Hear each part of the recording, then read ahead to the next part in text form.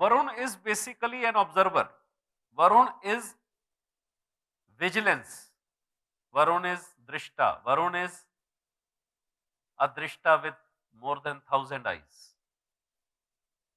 एक बड़ी मजे की बात आप लोगों को बताता हूं, दुनिया में जितने भी धर्म हैं, जितने भी, मेजरली तो 3-4 ही हैं, 6 होंगे, प्रकृति के अनुसार 6 ही मेजर धर्म हो सकते हैं दुनिया में, 6 ही दर्शन हैं तो 6 ही होंगे। 6 के 6 अपना भगवान वरुण की जगह पे रखते हैं। क्यों? कोइंसिडेंस है? वरुण की जगह पर महावीर बिठा दिए, कि जीसस बिठा दिए, कि वरुण की जगह पर गुरु ग्रंथ साहब रख दिए, कि वरुण की जगह पर जो रख दिया उसी का इज्म पैदा हो गया। ऐसी मेरी ऑब्जर्वेशन।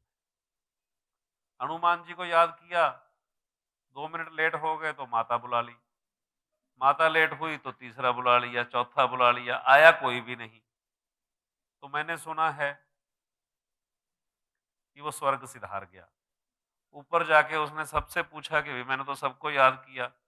हनुमान जी बोले कि भैया मैं तो गदा लेके आ ही रहा था, इतने में तूने माँ को बुला लिया, मैं वहीं बैठ गया। माँ कह रही है बेटा साड़ी पहन के आ ही रही थी, कितने में तू अगले पे चला गया। अब आदमी क्या करे, सिंगल विंडो भगवान की सर्विस है ही नहीं। वरुण की जगह पे जो भी रख दोगे लोग उसे फॉलो करेंगे।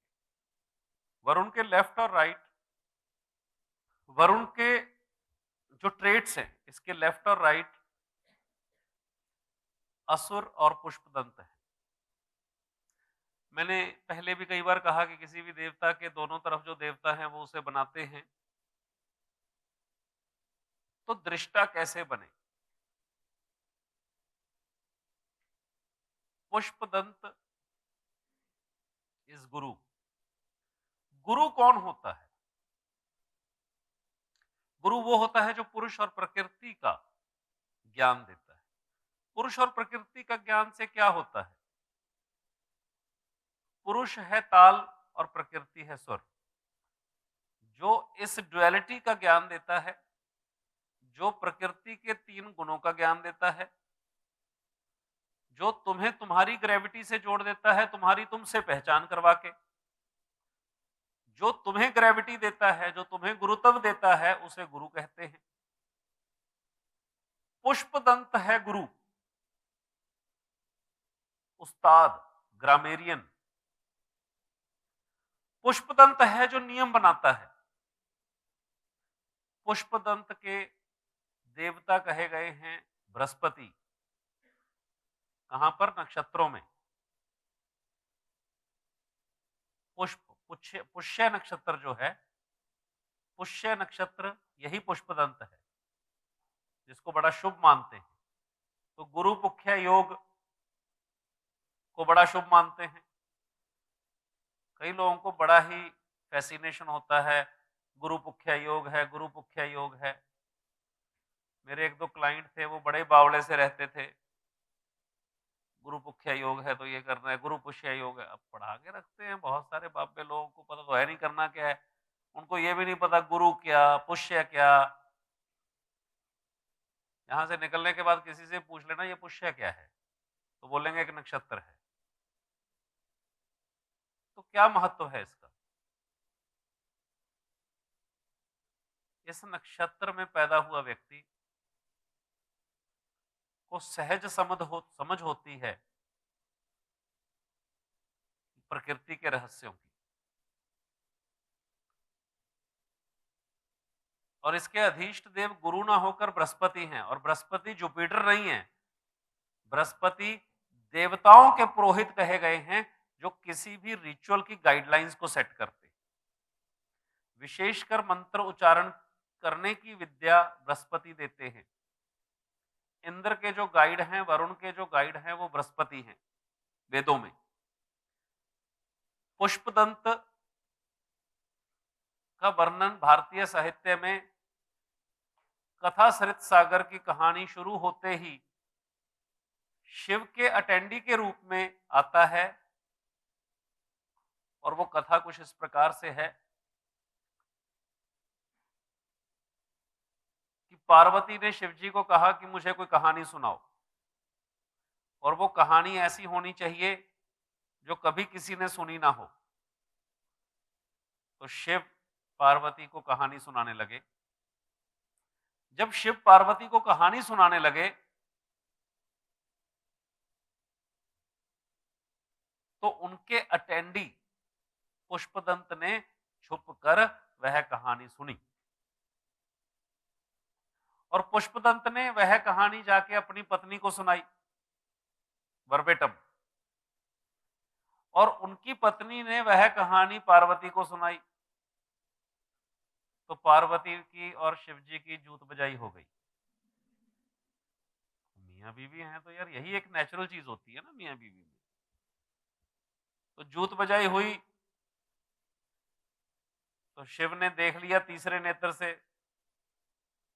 उनके तो सीसीटीवी माथे में लगा ही हुआ है भगवान शिव के। अब मैं बठिंडा से हूं तो भाई मैंने तो ऐसे ही याद किया हुआ है कि तो पार्वती ने कहा कि इसको दंड दीजिए। तो वो जो अटेंडी था उसका एक गांव में जन्म हुआ और वो जब बचपन में ही था अपने, एक तो वो पैदा हुआ तो उसके दांत थे मुंह में और दूसरा बहुत जल्दी बोलने लग गया और तीसरा उसमें यह विलक्षण प्रतिभा थी कि जिस बात को वह एक बार सुन लेता था उसे वर्बेटम रिपीट कर देता था। दांत सुंदर होने के कारण उसे पुष्पदंत कहा गया और उसकी यह क्वालिटी कि वो व्याकरण का एक बहुत ही प्रसिद्ध व्यक्तित्व हुआ। ऐसा कथा सोमदत्त शर्मा की किताब कथा सरित सागर में ऐसा पुष्पदंत का वर्णन आता है। इसके अलावा भारतीय साहित्य में वेदों से लेकर 5वीं शताब्दी तक लिखे गए पौराणिक साहित्य में पुष्पदंत का वर्णन कहीं भी नहीं है। पर मैं ऐसा समझता हूं कि सोमदत्त को कौन सा सपने में आ गया होगा सारा कुछ। सोमदत्त के समय में कुछ साहित्य ऐसा रहा होगा जिसमें पुष्पदंत के बारे में चर्चा की गई हो। सो वास्तुशास्त्र में मंदिर निर्माण में अगर भगवान की प्रतिमा को वरुण के स्थान पर रखने का प्रावधान है तो उसके लिए जो मंत्र उच्चारण, जो स्तुति गान, जो विधि विधान का समान है उसे पुष्पदंत में रखने का भी विधान है और इसको विद्याभ्यास का भी क्षेत्र कहा गया है। दूसरी बात मैं एक आपसे यह शेयर करना चाहूंगा विद्याभ्यास का है। पुष्पदंत का स्थान जो व्यक्ति किसी भी विधि को कंठस्थ नहीं कर पाता है उसे प्राप्तियां नहीं होती। कुछ भी करे जब तक वो उसको रमा ना ले अपने भीतर तो वो कामयाब नहीं हो सकता। इसलिए पुष्पदंत और वरुण का स्थान एग्जैक्टली पश्चिम में आता है और भगवान जी की कोई भी किसी भी भगवान की डिएटी की प्रतिमा वहां अगर रखी जाती है तो वो प्रतिमा के साथ कोई चांटिंग होती है या आपको ये चांटिंग करनी है, वो चांटिंग पुष्पदंत देता है।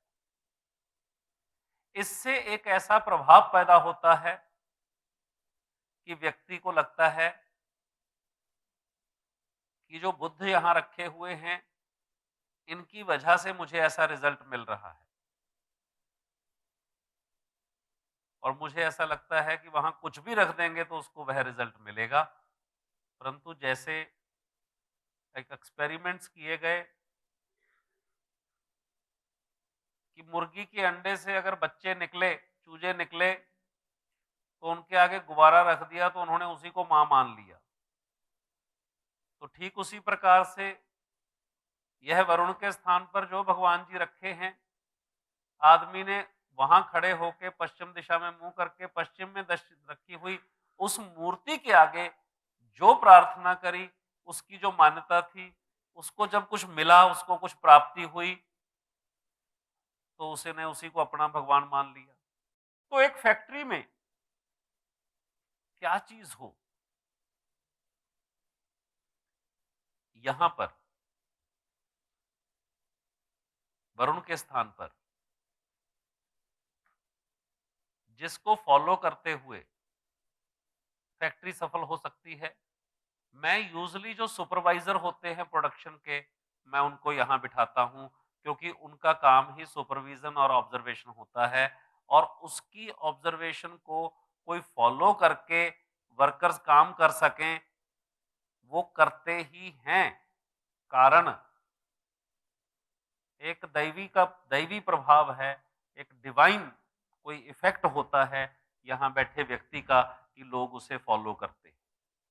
मैंने देखा जितनी भी पुरानी चर्चेज हैं उन सभी में यहीं पर जीसस है। जितने मंदिर हैं यहीं पर प्रतिमाएं हैं, जितने बुद्ध के मंदिर हैं यहीं पर मूर्तियां हैं।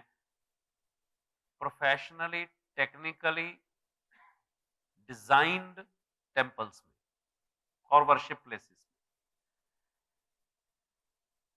वेदों में कहा गया है कि वरुण की 10 हजारों आंखें हैं, हजारों हाथ हैं।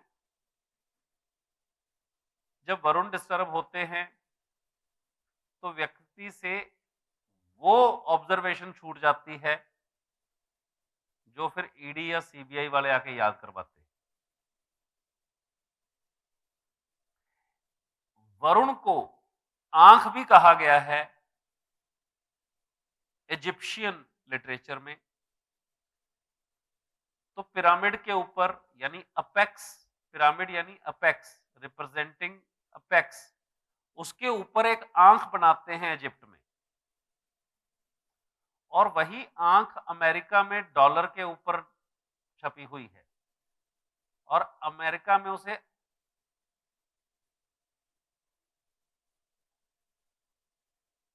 ऑल प्रिवेडिंग ऑब्जर्वेशन आई, कुछ ऐसा उसका एक वर्ड है।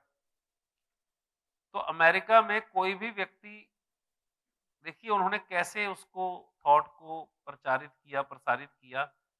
वहां कोई आदमी ऐसा सोचता भी नहीं है कि सरकार को दिखेगा नहीं, वहां उसको पता है कि ये पकड़ लेंगे। कोई है जो मुझे देख रहा है, कोई है जो मुझे देख रहा है। हमारे यहां पर भी यह बात प्रचारित की गई, पर हिंदुस्तानियों को लगता है कि उन्हें कोई नहीं देख रहा, उनका किसी को पता नहीं चलता। जो इस मिथ में है उसका वरुण डिस्टर्ब है, और जिसका ये मिथ है उसकी प्राप्तियां खत्म हो जाती। तो वरुण की जगह पर मैंने सीसीटीवी कैमरा का कैमरा तोड़ के भी कई बार लगा के रिजल्ट लिए हैं। सीसीटीवी कैमरा का कैमरा क्या है? इज एन आई। क्या है? एक आंख है। उससे पहले मेरे को कैमरा एक आंख लगता था, कैमरा। तो कई जगह पर छोटे छोटे कैमरास लगा के भी रिजल्ट लिए हैं। और वरुण की मुझे एक अच्छी रेमेडी ये लगी कि जो अंधेरे में भी देख ले, ऐसा कौन सा, उससे भी हमने रिजल्ट लिए हैं।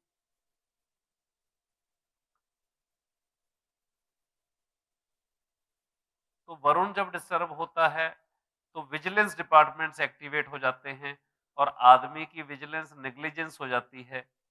और जब हम वरुण को बैलेंस कर देते हैं तो किसी भी फैक्ट्री में विजिलेंस बहुत बढ़ जाती है, सुपरविजन बहुत अच्छी हो जाती है, ऑब्जर्वेशन बहुत अच्छी हो जाती है।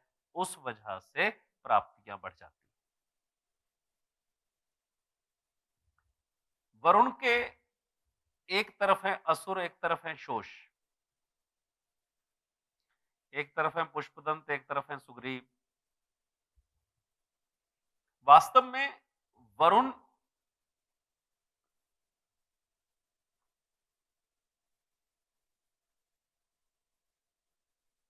वरुण, जैसा मैंने कहा कि सीबीआई और ईडी हैं। आपको पता है कि सीबीआई का ऑफिसर जहां कहीं जाके जिस थाने में चला जाता है, the whole command shifts to, उसको सामान नहीं लेके जाना पड़ता कि घर से बंदूक वाले लेके जाना है, ऐसा नहीं है। वो जहां चला जाता है, बंदूक वाले उसके हैं। मैं आप लोगों को कहूंगा अपने इस विषय में ईमानदार रहिए, क्योंकि यह हम लोगों को शफा है कि ऐसा कोई देवता, फंक्शनल देवता नहीं है जो वास्तु की साधना करता है, जो वास्तुशास्त्र की साधना करता है। ऐसा कोई देवता नहीं है जो उसको सर्व नहीं करता, जो वास्तु की साधना करता है। तो धीरे धीरे सारे देवता अनफोल्ड हो जाते हैं आपके पास, और उनकी आपके साथ बहुत आत्मीयता होती है। वो बिना किसी पैसे के लालच में आपके कर्मों में सिद्धि देते हैं, 44 के 44। तो जाने कब कौन वरुण आपके कर्म को सिद्धि देने के लिए अपने असुरों को आपके कार्य के लिए लगा दे। असुर क्या हैं? जो दिख रहे हैं कि टेढ़े हैं। असुर क्या हैं? जो दिख रहे हैं कि उल्टी खोपड़ी है। वो सब वरुण के अंडर है। God of disruptions. असुर क्या है? God of disruption, disruptions. It leads to unrealistic and illusionary expectations, is an ally to Varun and functions as threat weapon for those who Varun wants to punish. Varun को जिसको दंड देना होता है, वो असुर की ड्यूटी लगा देता है। आजकल असुर का एक वर्ड हो गया है masonry. You know what masonry is? बहुत सारे डेवलप्ड नेशन में अपने लोगों को, ऑन जॉब लोगों से काम करवाना बहुत महंगा पड़ता है कि अगर वो मारा गया किसी लड़ाई में, तो उस गवर्नमेंट को ज्यादा पैसा देना पड़ेगा।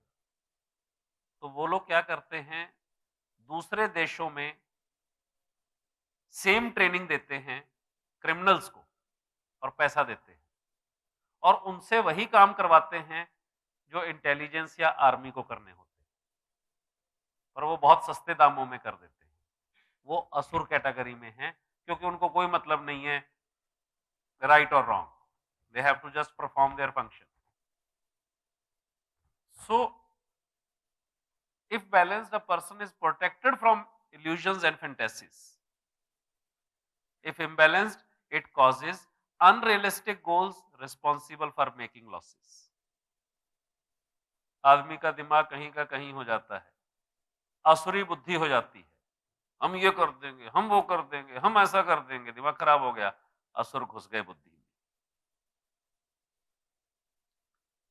बचना चाहिए।